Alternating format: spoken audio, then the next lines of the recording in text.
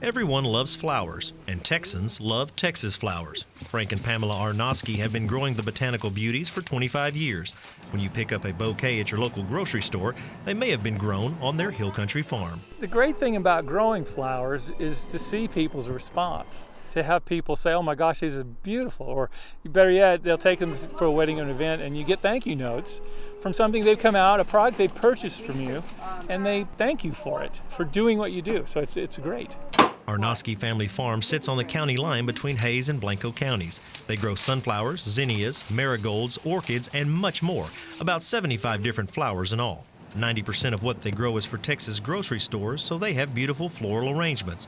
But they also sell a few flowers at their farm. Pamela runs the farmers market out of their big blue barn on Saturday mornings. The rest of the week, they take a different approach. We don't operate the market with somebody there. We just leave the flowers in the barn, and we have a little cash box, and it's an honor system. You know, pick up a bouquet and put the money in the cash box. It's gotten fairly famous out here in the hill country that we have this trust system, and it works.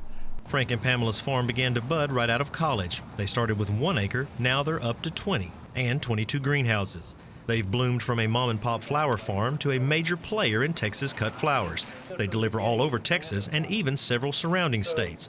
Growth has been bountiful, but it's had its challenges. His biggest? Finding enough people to help on the farm. Generally, the country isn't interested in working on farms anymore.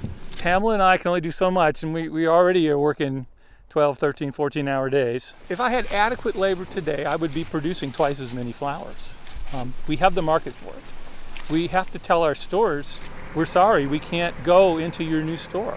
Over the years, only 3 local people have applied to help harvest flowers. Since no one in the area wants to do the work, Frank is forced to look south. Using the federal H-2A program, he brings legal workers in from Mexico. H-2A is not immigration, it's a temporary agriculture work visa. Through the program, Frank provides transportation, housing, and fair wages. It's worth it to have a reliable workforce when the flowers bloom. Each of the H-2A positions generates 2 American jobs. And we have 4 H-2A positions filled, and we have 8 employees full and part-time. And that is the case across the country. H-2A isn't taking away jobs, it's producing jobs. Because without our crew helping us harvest this, we don't have people packing in the shed, we don't have drivers, I can't afford my farm manager, I don't buy equipment, I don't buy supplies. Frank believes H-2A is a good program, but that doesn't mean it's perfect. Delays and inefficiencies reap a harvest of frustration. He's been applying for the same seasonal workers for well over a decade, yet every year he must apply again, completely from scratch, as if he never had.